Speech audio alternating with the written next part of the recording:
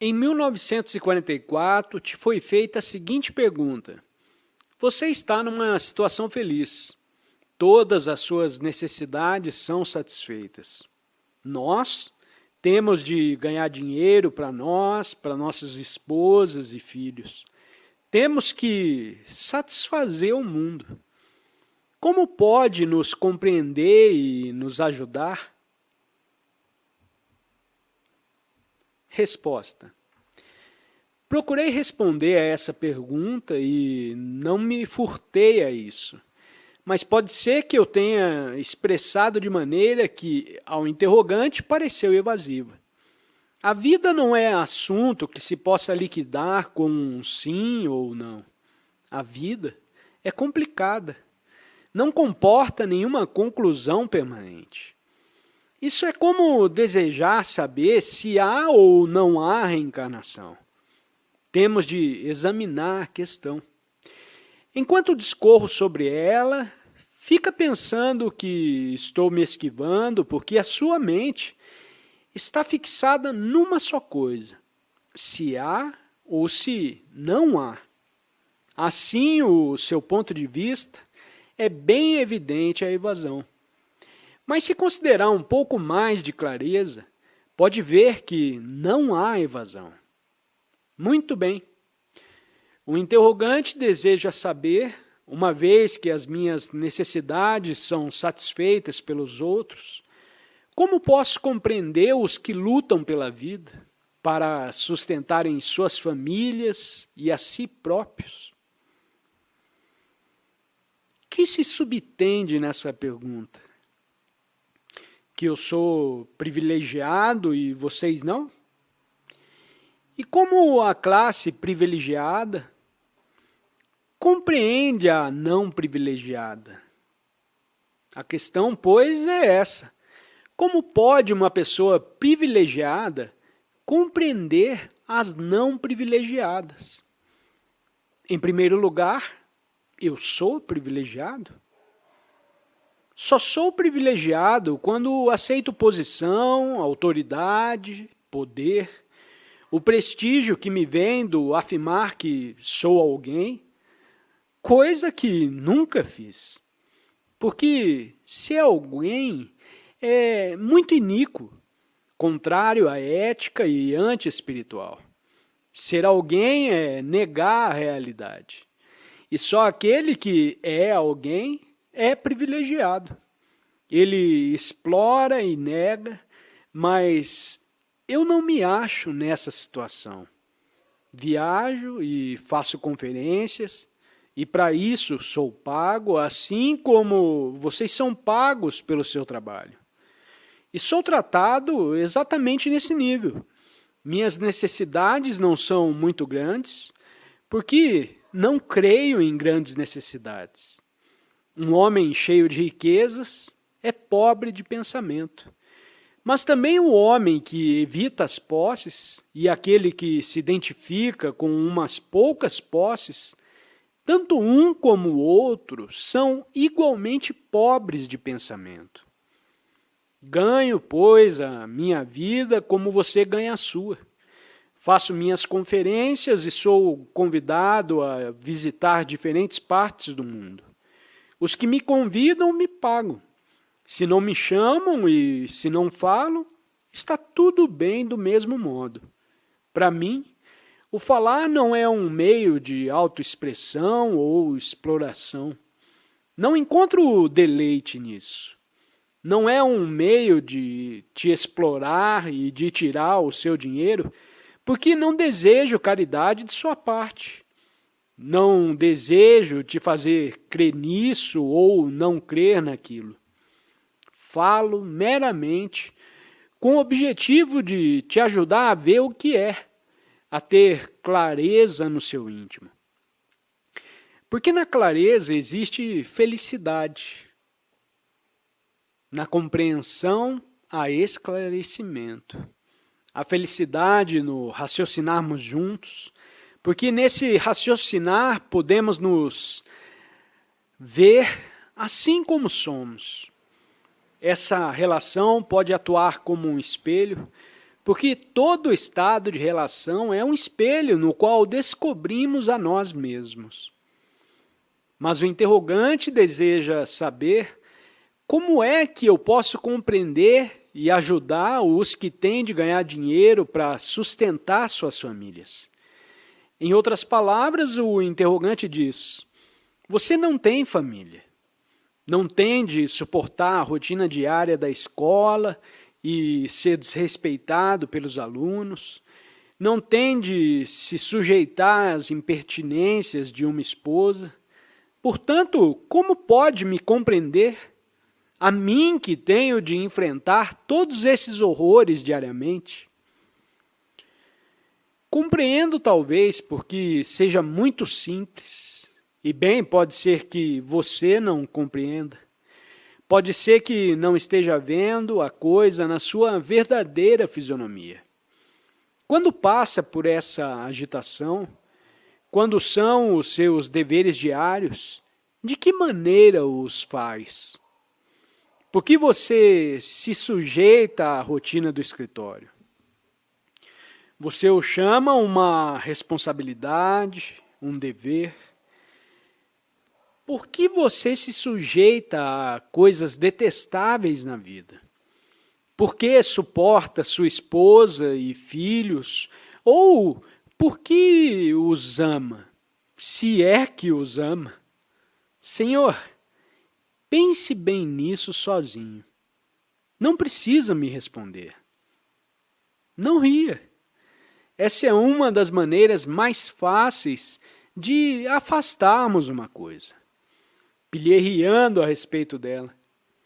Aparentemente, sua esposa e seus filhos não passam para você de um dever, uma responsabilidade, e por isso acha a vida enfadonha e vazia. E eu te pergunto, por que você se sujeita a tudo isso? E você diz: não posso evitar, é impossível fugir a essa situação. Eu gostaria de me livrar dela, mas a sociedade condenaria esse ato. Que seria dos meus filhos, da minha esposa ou do meu marido? Assim você diz que é o seu karma, o seu dever, a sua responsabilidade e adia a solução do problema. Não deseja ver a coisa tal como é. Só pensando nela a fundo, sem receio, só enfrentando diretamente, poderá ver que há uma relação diferente com sua esposa, com seu filho. Senhor, é porque não ama sua esposa e seus filhos que a vida em família se tornou algo horrível para você. Você fez do sexo um problema formidável, porque em você não há nenhuma outra relação mental, emocional, moral. Está tolhido pela sua religião, pela sociedade, e a única outra possibilidade de alívio é o bom êxito. E, se vendo preso, atado e amarrado, você se rebela. Deseja ser livre, mas não é. Essa é a contradição e por isso luta, o que é de todo inútil. E afinal, por que temos de viver na rotina de um escritório para ganhar dinheiro, para termos uma ocupação? Senhor, já procurou alguma vez não fazer coisa alguma? Renunciar de fato e não calcular? Verá então que a vida te nutrirá. Mas a renúncia com cálculo não é renúncia. A renúncia com um fim em vista, o renunciar com o fim de encontrar Deus, é um mero desejo de domínio. Não é renúncia. Ao renunciar, não devemos dar atenção ao dia de amanhã. Mas como sabe, não ousamos pensar assim. Somos personalidades respeitáveis, somos espíritos cultos e fazemos um jogo duplo. Não sendo sinceros com nós mesmos, não o somos com nossas famílias, nossos filhos, a sociedade. Interiormente incertos, inseguros, nos agarramos às coisas exteriores, ao emprego, à esposa, ao marido, aos filhos, que se tornam meios de satisfação. Preciso de alguém ao meu lado para me animar, em geral, a esposa ou o marido. Utilizamos, pois, outra pessoa para nossa própria satisfação. Tudo isso, por certo, não é muito difícil de se compreender. Só é difícil quando só examina o lado superficial. A maioria de nós não deseja investigar fundo essas questões e, por isso, procura fugir delas. A pessoa que foge, que evita olhar o que é, nunca encontrará a realidade. A pessoa religiosa é aquela que vê diretamente o que é, que não procura a realidade fora do que é.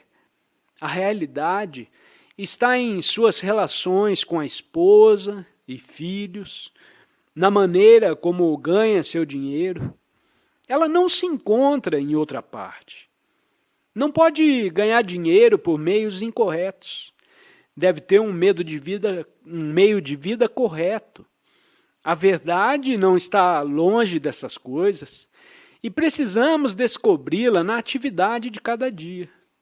Mas porque evitamos todas essas coisas, nossa vida é cheia de aflições.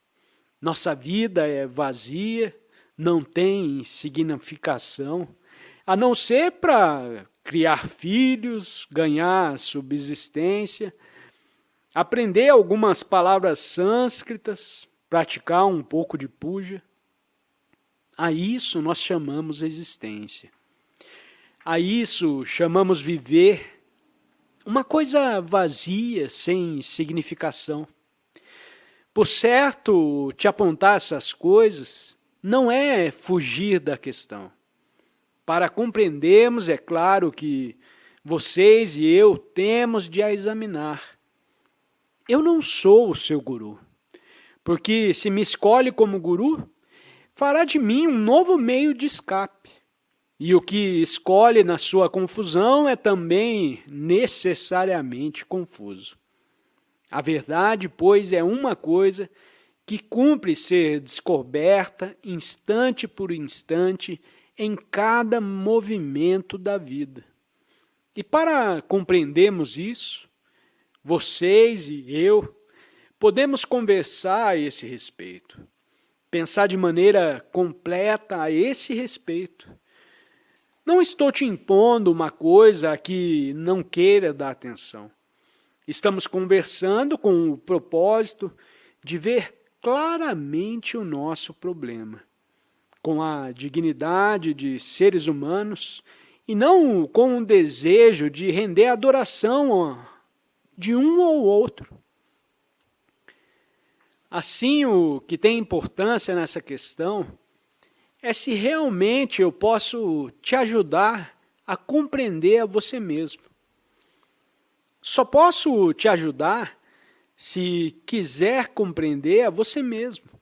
Se não quiser, o problema é muito simples, não posso te ajudar. Isso não é nem injusto, nem justo. É simplesmente uma coisa impossível. Mas se nós dois queremos compreender e, portanto, temos uma relação em que não existe temor nem subserviência, nesse caso, tem a possibilidade de descobrir a você mesmo como é. O que a vida de relação pode fazer é só isso.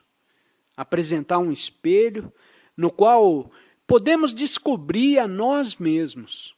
E quanto mais compreendemos, tanto mais tranquilidade e paz existem no espírito. E essa tranquilidade, nesse silêncio, se manifesta a realidade.